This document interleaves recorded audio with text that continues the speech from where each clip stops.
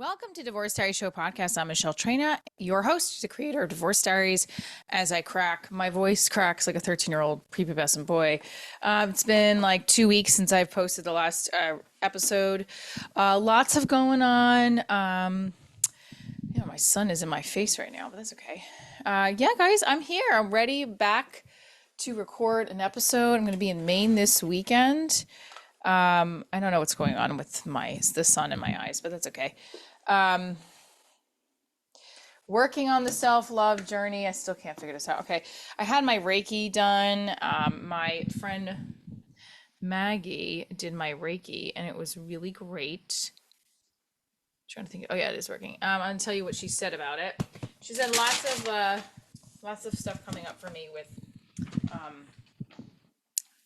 I guess my root chakra was not balanced, but she aligned it. Not sure if it feels any different now because I feel like some things have, I don't know. I'm still doing this roller coaster of emotions with rejection, self-doubt. Definitely had some breakthroughs in therapy about why I might be choosing or attracted to emotionally unavailable men. And I feel like since I understand now why I'm doing it, maybe it'll be easier to break the habit. Don't know. My crush, I don't think I have a crush anymore, so that's good, right? I feel like at this point, when you want to get to know somebody, if they're not putting in any effort, you kind of just have to meet them where they're at and retract. That's what I'm doing with him. I have been getting a lot of auditions. And the last couple months, I feel like I've been saying this story is I've been getting a lot of auditions, but I haven't been booking the gig. And I guess that I forgot years ago when I was doing acting full time and now I'm doing it again full time, quote unquote, right? It is a lot of rejection, but like I think what's not, I think because back in December and November when I was getting the same kind of thing, I finally did book something. And I think that right now I'm at that point where I'm like, so when am I going to book something? Because I've gotten these auditions for big things and I felt good about the auditions. Like I just had an audition for an independent film. It felt really good. Didn't get it. And the guy had me read the whole script. The whole script. And he had me read for both characters. And I felt like, was he just having me read as opposed to like auditioning me? I don't know. It was weird. So I did one of those like things where then like I asked him, I said, so when is casting complete? And then he's like, probably by tomorrow afternoon. And then tomorrow afternoon came and went. And now I've heard nothing. And so now I wrote him an email. Oh my God, I went that route. I went the stalker girlfriend route. And I was like, just confirming that casting is complete. That's what I did. And I'm pretty sure he's not going to answer. But I was just annoyed because, like, why the fuck did you have me read all those parts? I feel like he did it so that he could selfishly figure out what he needs to fix writing wise. I really didn't appreciate it now that I think about it. So I think that my desperation is trickling into the audition stuff, but I do think I did this past couple of days. I feel like my auditions the auditions that I submitted were good. They take a lot of time to record too. So that's the other part that's frustrating is like I think I have to look at auditioning differently now because I've been hearing people tell me how they look at auditioning just like you go in, you do the job, you don't have any expectations. And that's kind of the opposite of what I do. I go in and I do have expectations. I immediately have expectations of if I booked it, this would be great. Same thing with dating. I do the same thing. If I like a guy, it's hard for me to turn off expectations. So maybe that's the issue that I have to work on is turning off my expectations and turning on the element of what I did the other day, which is hard to put into a phrase. Yesterday, I talked about this story in my Instagram live. Yesterday, my daughter was explaining to me on her way to school about something that happened at school with they're doing this junior Olympics, and she had to so in order to get into the junior Olympics, which she did last year, she had to get a certain amount of laps, I think, for one of the events. And she finished her laps, and the teacher called 51, but she said the timer called 52 or something like that. And the teacher's like, no, I was right. So in other words, my daughter was under the time, and now she's not going to be in the Junior Olympics, under the amount of laps or something. So my daughter was going back and forth with me about how she's wrong. I don't know what to do about it. I'm upset. And I told her, I'm like, but you can't go back and forth with your teacher. At this point, it's a mute point. So I was trying to explain to my daughter how at some point you have to let it go, even though you think you're right or you know you're right. There's like so much you can get out of it. Kind of like with casting, where I'm like, at one point I have to let things go and let the universe handle it or let it be. And I have a hard time doing that. My daughter was having a hard time doing that. So she was having a hard time accepting what I was saying. And she literally, I usually walk her right to the stairs of school. We were like down the block, and she's like, fine. She got mad and like walked off without me. And I was like, I looked at her, I'm like, okay. And I just let her go.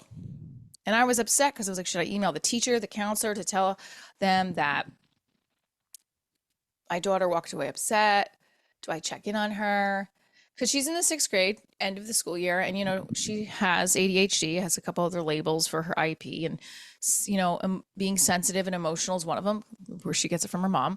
And I think that, and also she's been much better about regulating her emotions. And like, this was a point where I was concerned. I'm like, do I need to email the counselor? And then I was like, are you crazy? Do you know how many times you fought with your mom before school? So I said, you know what? She's going to have to handle it herself. I let it go. And I feel like I need to do that. And then what happened was I let it go. And I had a moment at home where I was meditating outside. I was emotional. I was crying about a few things, my love life, these rejections that I'm taking very personally.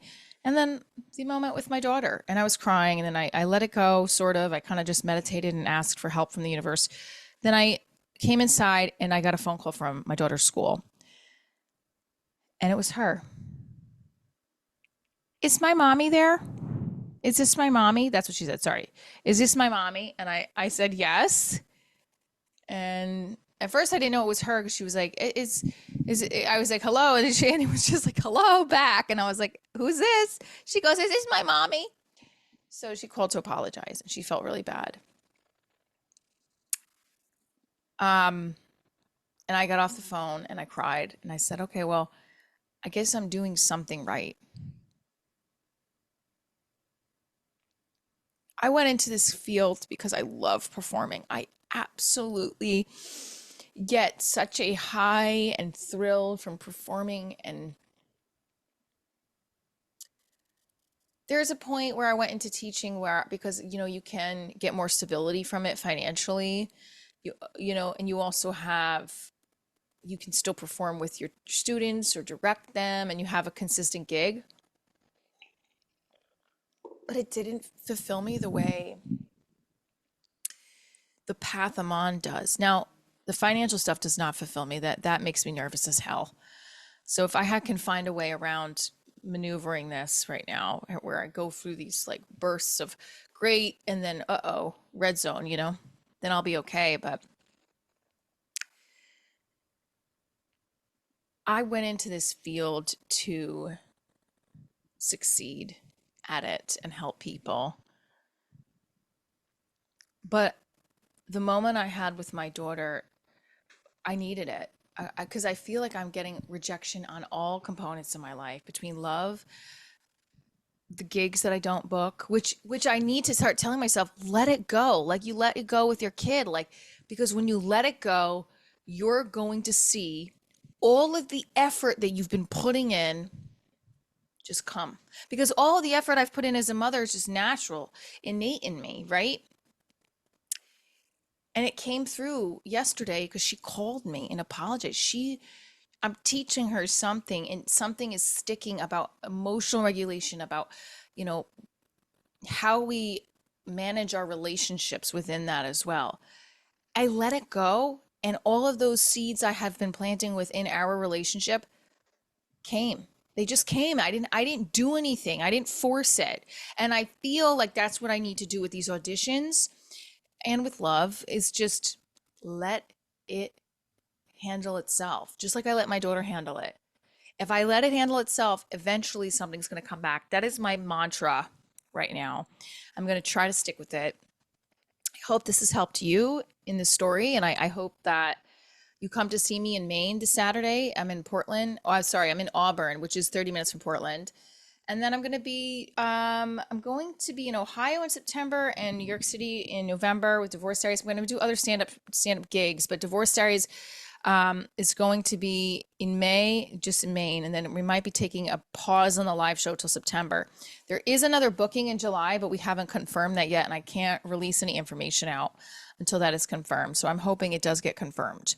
If not, you can catch me on the web series on my YouTube channel on What's Up New York or on my website for other gigs. That's michelletrina.com.